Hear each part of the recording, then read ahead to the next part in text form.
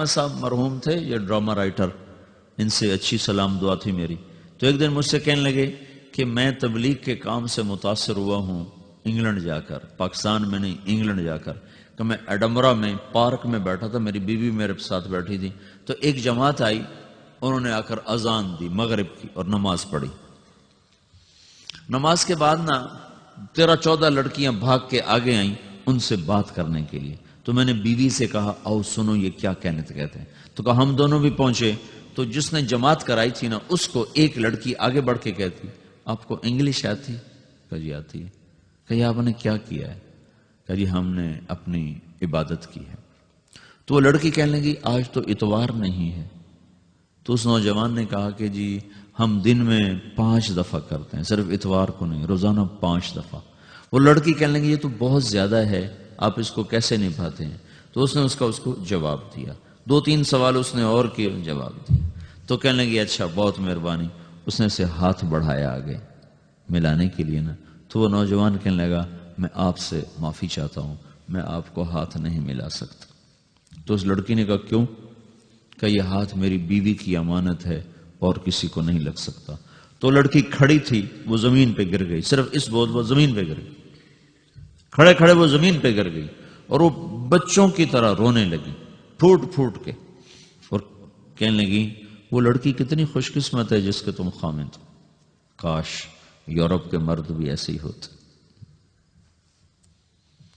جس رب نے نفسیات بنائی ہے وہ اگر کوئی عورت کپڑے اتار دے تو اس کی نفسیات بدل جائے گی، چاہے وہ مغرب میں پیدا ہو چاہے وہ مشرق میں پیدا ہو.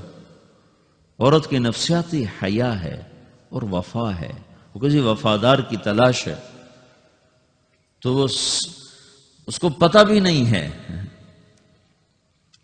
کہ مشرق کا حیا کیا ہے، لیکن وہ اس کو اللہ نے عورت بنایا ہے، اس کے اندر کی وہ نہیں مر سکتی چیز.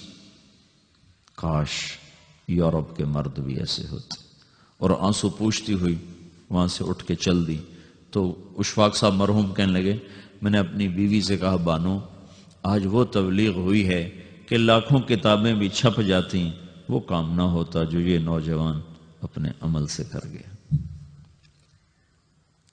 تو میرے عزیزو کٹی پتنگ نہ بنو، اپنی کٹی پتنگ کی منزل کوئی نہیں رہتی. اللہ اس کے رسول کے ہاتھ میں اپنے ڈور دے کے چلو، اللہ اس کے رسول کی غلامی میں اپنے آپ کو چلاؤ تو اللہ تمہیں بھاگ لگائے گا، عزت بھی دے گا. اپنی منمانی میں کوئی راحت نہیں، اللہ کی قسم کوئی راحت. میں 6 بر اعظم پھر کے تمہیں بتا رہا ہوں کہ جو اپنی ترتیبوں پر چلنے والوں کے دکھ آپ لوگ اندازہ نہیں لگا سکتے. چلنا ہے تو اللہ اس کے رسول کی زندگی کو اپنا کے چلو، اللہ تمہاری دنیا بھی سکھ والی بنائے گا، آخرت بھی سکھ چین والی بنائے گا. لیکن یہ سیکھنا پڑے گا، سیکھنا پڑے گا. تبلیغ اس کو سیکھنے کی محنت ہے اور اس کو آگے پہنچانے کی محنت. تو یہ عمر ہے، اس وقت ساری دنیا اسلام کے لیے تیار ہے، چونکہ نظریاتی طور پر دنیا شکست کھا چکی، کسی کے پاس کچھ نہیں. تو ہمارے پاس ایک ایسا خوبصورت نظریہ ہے کہ جو ان کو بڑی تیزی سے اپنی طرف کھینچ سکتا ہے. اور اللہ کا احسان ہے کہ تیزی کے ساتھ نسلوں کا رخ اللہ کی طرف ہو رہا ہے.